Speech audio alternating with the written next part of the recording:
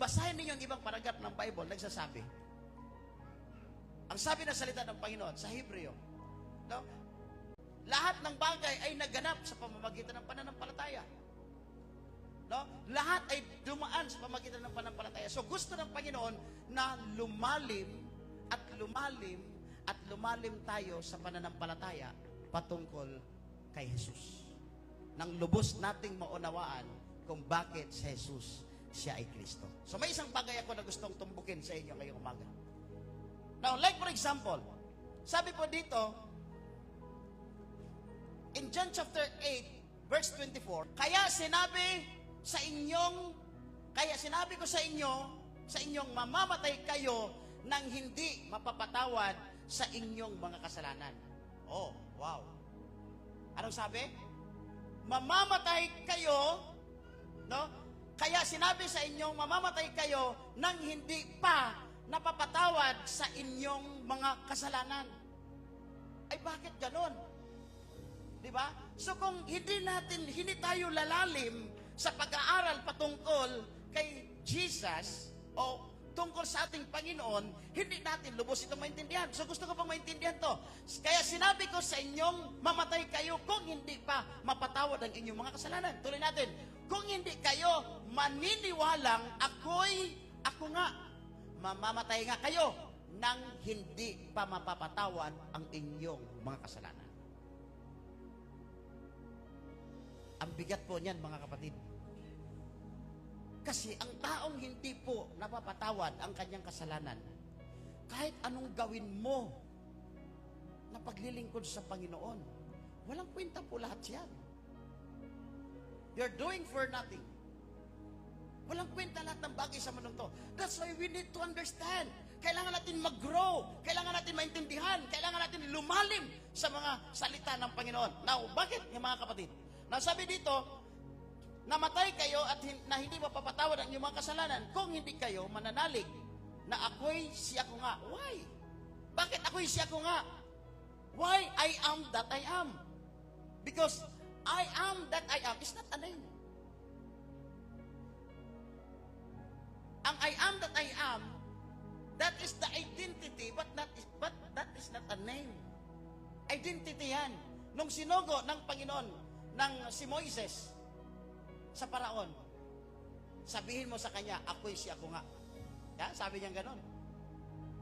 Pero hindi kasi pangalan yun. Dahil ang Diyos talaga natin ay mayroong pangalan. Gusto niyo bang malaman kung anong pangalan ng Diyos natin?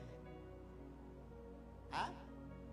Kasi kailangan alam natin yan. May mga tao kasi ngayon, nagsisimba sila na hindi nila alam ang Diyos. Ang alam nila, basta mayroong Diyos. May God the Father. Pero hindi nila alam kung ano ang pangalan ng God the Father. Now, tingnan po natin. Ito yung dahilan kung bakit kailangan natin lumalim pa, no? Isa lang po ito sa kailangan natin lumalim tayo. Kaya sabi nito, same with Father, Son, and the Holy Spirit is not a name. Ang Ama, ang anak ay hindi po yan pangalan. Kagaya sa akin, I am a father of Clarence Ga, but my name is not a father. Hello, are you with me? Si Rev Alex, he's the father of Evangelist Kirby, but his name is not a father. Am I right? Tama o tama? Because father is not a proper name. That is a noun. That is a common name. Okay? So, tuloy natin. Now, kaya na sinabi ito, Father is not a name. Lalalim na tayo ng konti, ha? Okay, lalalim tayo ng konti. Huwag kayong mag-alala. So, same with Father, Son, and the Holy Spirit, it is not a name. I am the father of Clarence Ga, but my name is not Father. I am the son of Edwin Ga, but not my name is not a son. I am the husband of Will G. Ga, but my name is not a husband. I am the father, I am the son, and I am the husband, and my name is Baltasar Ga. I have my own name. Now, tingnan po natin. So, dito, gusto ko pong maintindihan to. Kaya sabi ko sa inyo, kailangan natin lalim ng konti. So, I am that I am is not, it's not a name, that is a title. Son is not a title. Son is not a name, also a title. Now, the Holy Spirit, it is not a name. That is a position. Alam po natin yan, and that is the position. Now, anong sinasabi po dito? So gusto ko mong maintindihan po natin na kung bakit mamamatay ang isang tao, bagamat kilala nila, bagamat tumawag sila sa Panginoon, bagamat nanampalataya na sila, pero kung hindi napatawad ang kanilang mga kasalanan, walang kabuluhan ang kanilang paglilingkod sa Diyos. Maraming naglilingkod ngayon sa Panginoon pero hindi napatawad yung kasalanan. Bakit? In Matthew chapter 28 verse 19. Okay, tingnan natin ha.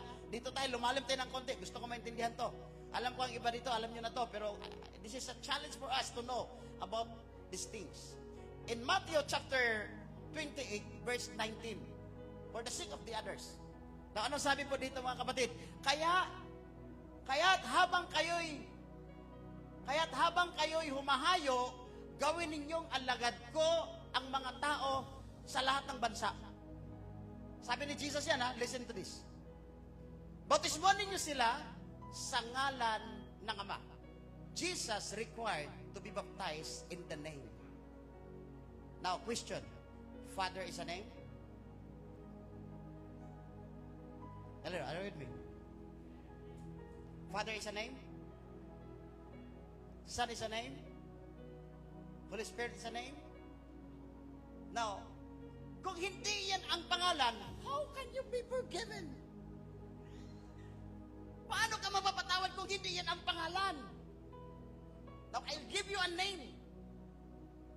Bibigyan ko kayo ng pangalan na kung saan yan ang magpapatawad sa atin. In Acts chapter 2, verse 38. Listen to this.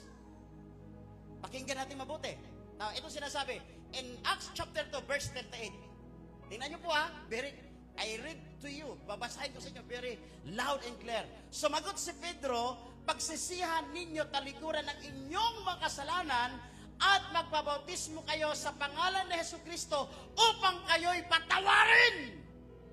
Nasaan ang kapatawaran? Sa pangalan ni Jesus. Hello, are you with me?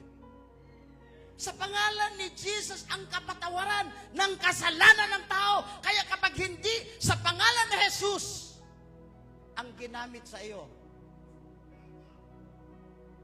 I'm not judging, but I allow the Holy Spirit to convict your heart to do all of those things.